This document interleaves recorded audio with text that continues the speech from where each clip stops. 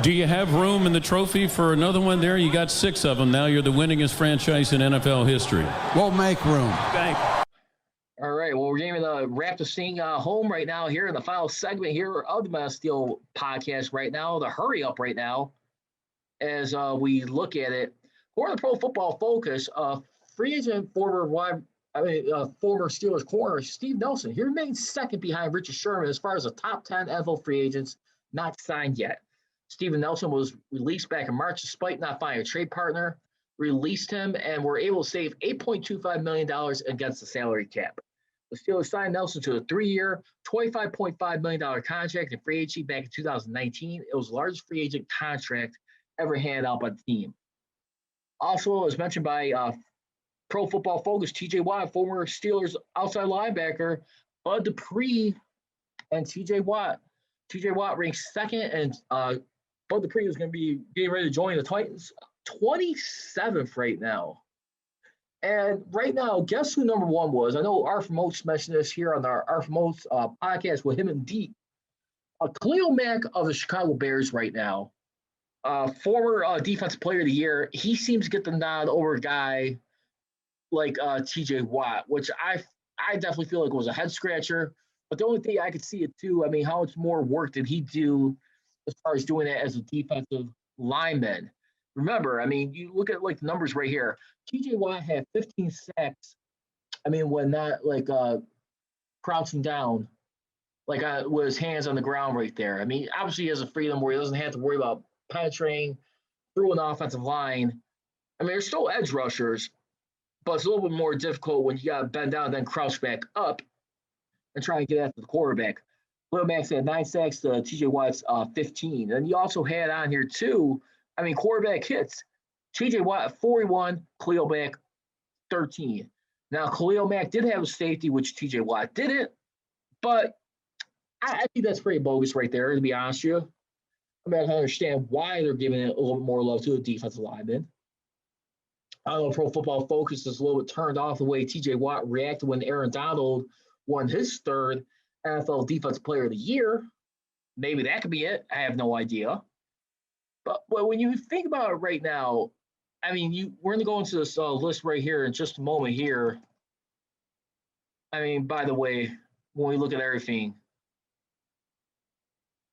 here are the top edge rushers right now. The top 10. I'm only getting the top 10 because we got a little bit of time left here. You got Khalil Mack right now, outside linebacker of the Chicago Bears, followed by T.J. Watt. You got Joey Bosa and Myles Garrett of the Chargers and Browns, Nick Bosa of the 49ers, and Cam Jordan of the Saints.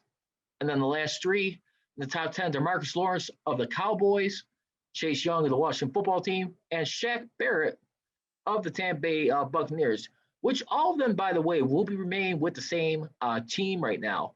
Then the rest of the list after that, you got Daniel Hunter of the Minnesota Vikings, who opted out due to COVID, Don Miller of the Broncos, J.J. Watt of the new Arizona Cardinals, formerly of the Texans, Zadarius Smith of the Packers, who's an outside linebacker. You got Brandon Graham of the Eagles, Jerry Hughes, who will be with the Bills, Chandler Jones of the Cardinals, Montez Sweet of the Washington Football Team, Carl Lawson, formerly of the Bengals, now will be playing with the Jets this season as a defensive end, Brian Burns of the Panthers, Jadeveon Clowney of the Titans, who will now be with the Browns this season, Eric Armstead of the 49ers, Bradley Chubb over the Broncos, Trey Flowers of the Lions, Yannick Ngakoue of the Vikings Jaguars, who will now be playing with the Raiders this season. Then you also got Melvin Ingram, the 3rd, Marcus Davenport, Bud Dupree, Larry Floyd, Trey Henderson, Josh Allen, Matt Judon, and Cleveland Burrow. So when we look at that list right here, I mean, you got Khalil Mack, T.J. Watt, Joey Bosa, Myles Garrett, Nick Bosa, Cameron Jordan, Mark Flores, Chase Young, Shaq Barrett. I tell you what, I'm not sure Shaq Barrett gets enough love for what he's did. Because to be honest with you, too, I think that he could be a little bit higher on this list when you really think about it. I mean, Shaq Barrett, at the end of the day, I think really did a damn good job, I mean, for this Bucs team right here. And you look at everything that he's been able to produce right now, I mean, definitely right here. I mean, he had 16 quarterback hits, and you look at what he's been able to do. He's also had 11 tackles for losses, which ranks 13th. He was great. And then also, too, I mean, as far as like the sacks department, that was 16th amongst edge rushers. He should have a little bit more higher. I would probably definitely put him maybe, when we look at this list right now, I probably put him above Nick Bosa, because Nick Bosa, we're not sure because of his injury last season. I think he got hurt in the second or third game. I think that was a game against the Jets, I want to say. But then right now, I mean, Chase Young, too, he didn't have a bad rookie season at all for his first year.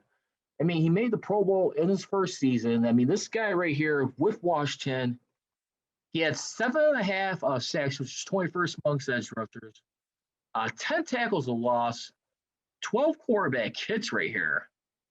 And that was pretty darn decent. And then Myles Garrett, too. I'm not going to lie, and I said this many times before.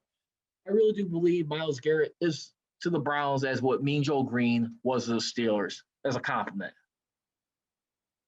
So let's go ahead and get in the fair foul right now. Matt Cat is saying that we're going to do what Ben wants to do. Will backfire. To be honest with you, for right now, based off what we've seen, I'm going to have to say fair for right now. Because the bottom line is with Ben Roethlisberger, much we love having him around for the last couple of seasons, and just realized how life was going to be without him. And you saw how much the defense stepped up with this guy. I mean, when you really look at it right now, he's got to do a better job taking care of the football. I mean, he's did a good job this year despite some of the awkwardness. Only 10 interceptions. Say what you will about him, the way he did towards the end of the season, but he only still had 10 picks to finish out, 33 touchdowns, 10 interceptions. A lot of it was questioning before, getting rid of the ball quicker.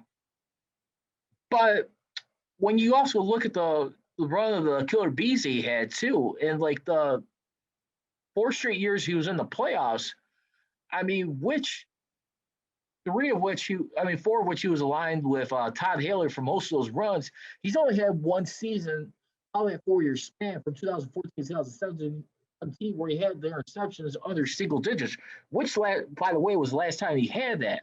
He had 32 touchdowns and 9 interceptions that year, 4,952 yards, which was the second career high, aside from the one he did in 2018, where he threw for 5,129 yards. Now, I'll be honest with you, because remember, he was playing, I think, for a bad shoulder already that he was battling through, but caught up with him. I think definitely the 2018 season definitely helped tip that over. I definitely do feel like that's got to be a lot of concern right now as we look at it, too. And then also, too, right now, last but not least, fair and foul right now. Guys like the idea of having both Tom Brady and Patrick Mahomes on the cover of Madden 22. I'll be honest, I like it. I mean, Tom Brady is the GOAT right now as it stands. Patrick Mahomes has a great start to his career. But at the end of the day, when we look at a guy like Patrick Mahomes versus Tom Brady in the playoffs, 0-for-2. Let's just remember that. I mean, Patrick Mahomes, he's already been to like the biggest games in his career early days, minimal conference championship games, 3 straight years in his first 3 seasons, being in 2 straight Super Bowls, splitting his win-loss record at 1-1.